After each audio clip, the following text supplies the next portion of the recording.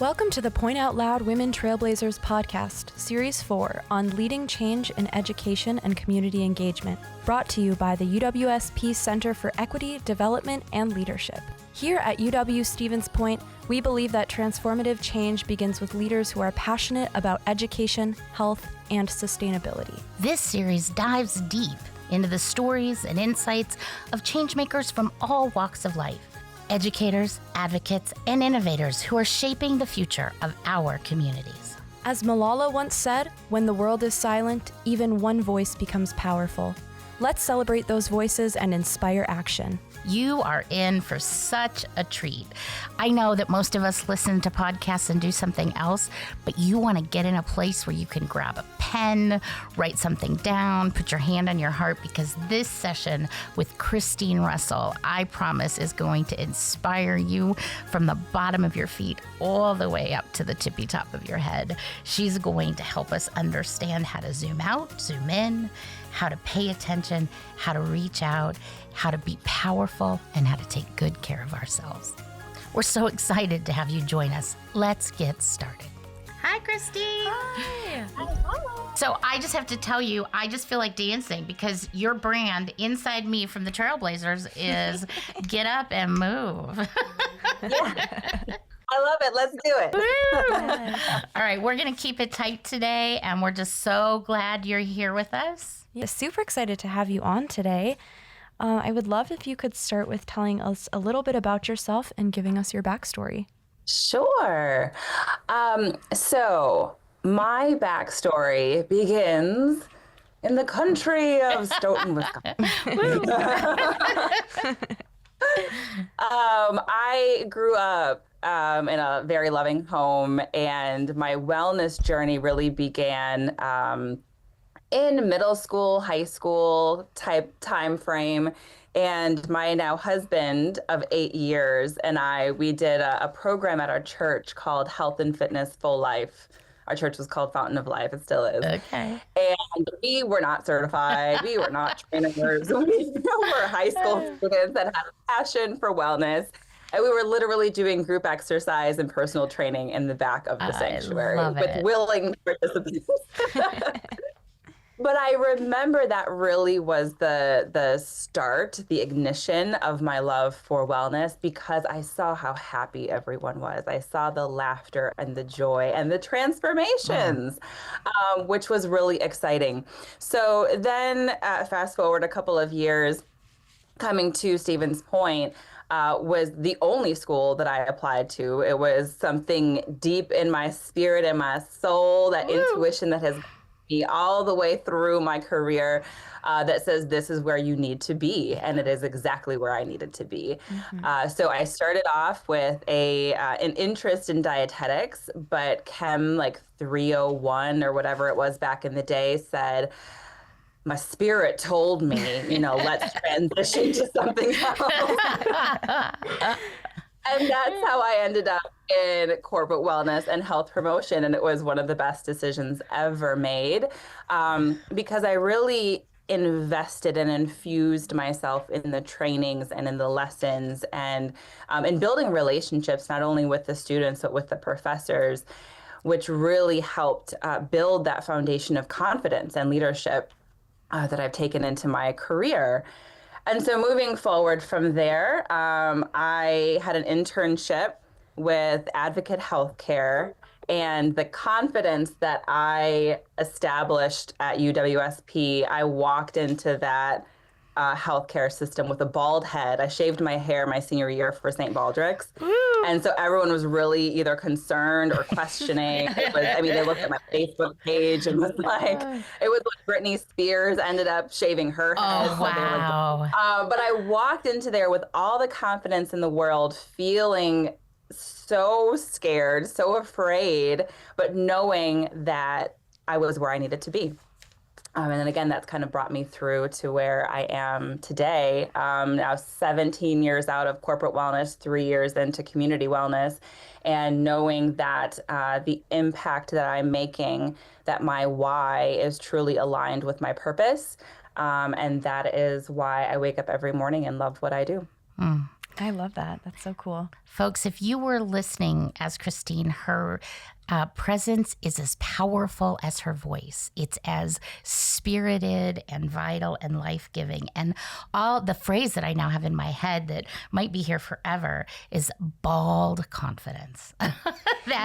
Right?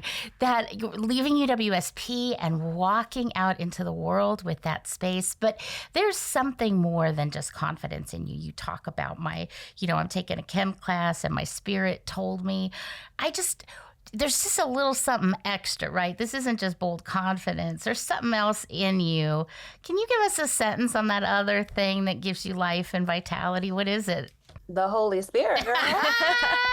My creator, the person who put me on this earth, the being that every morning gives me that life force that says, yes, you're on the right path, or maybe we need to readjust. Maybe we need to make a different decision. We've got to check into that life force every single day. Well, it is coming through you. Thanks for checking in today. You're right, Lena. Your energy, Christine, is radiating. I love it. It's so cool.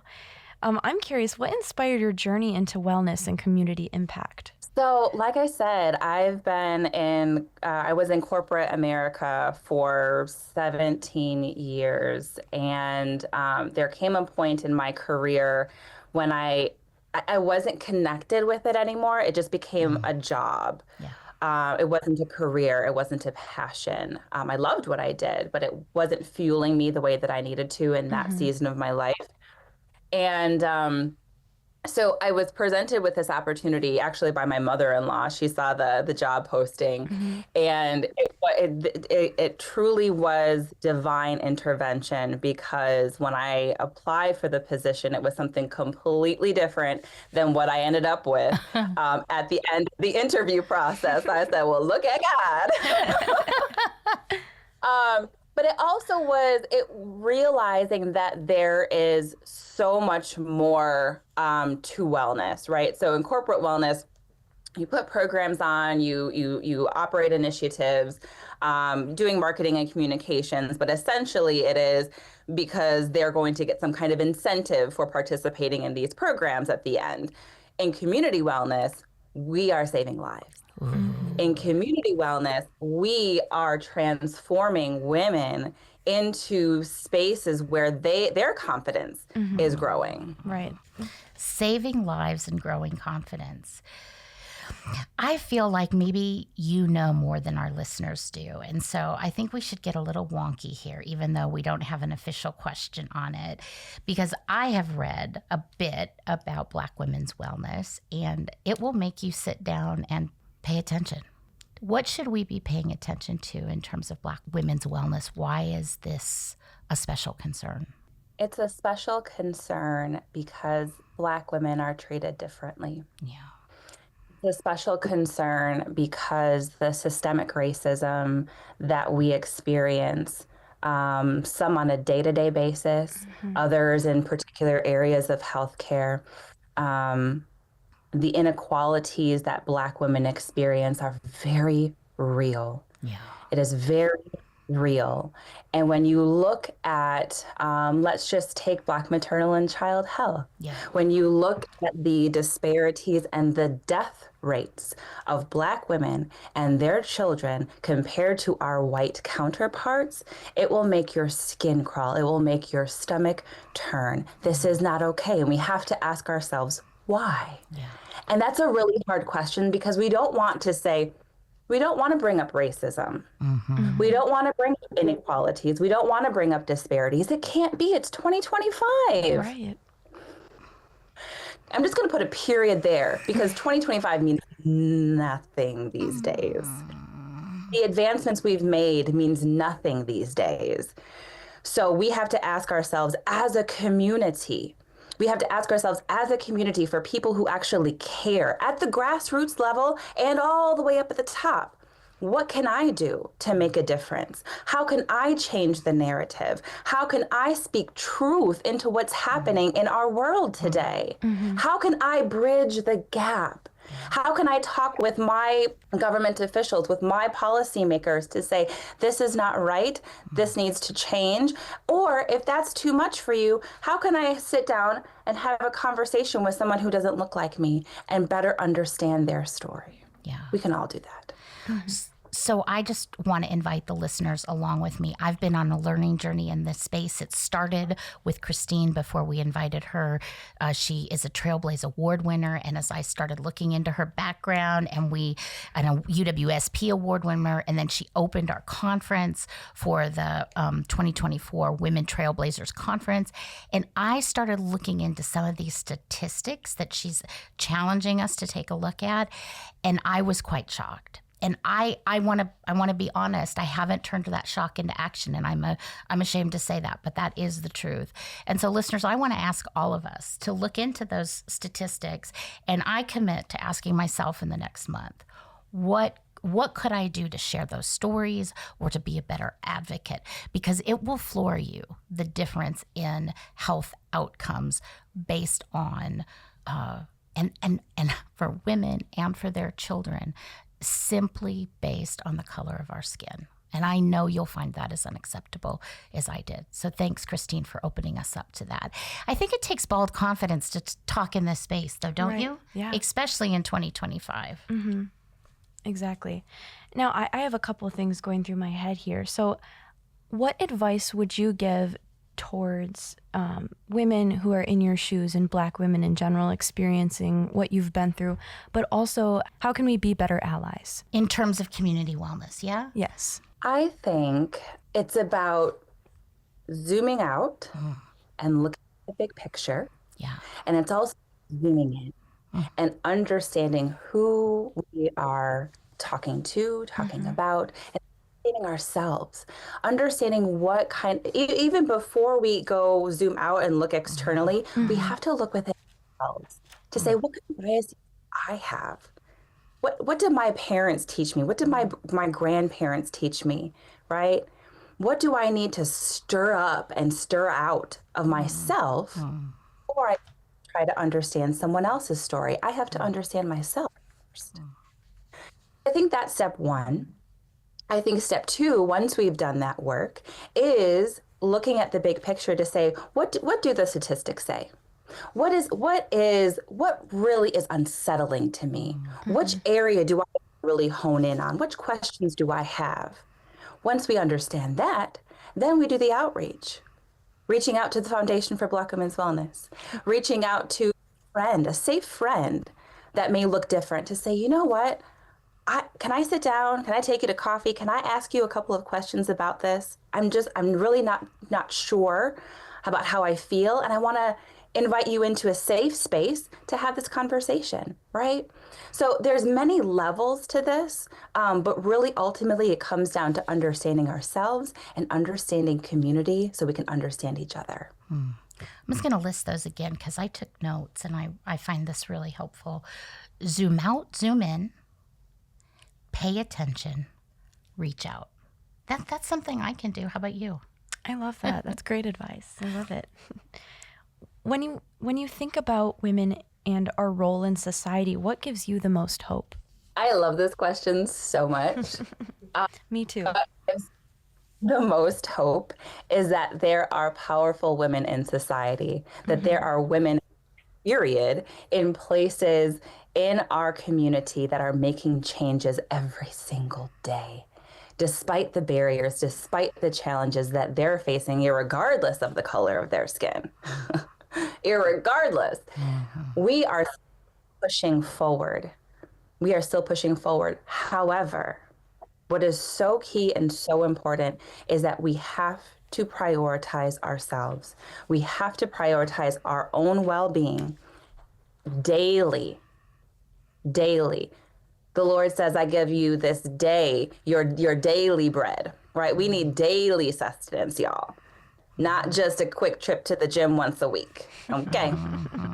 Your water, your vitamins, get your movement, and all of the things, right?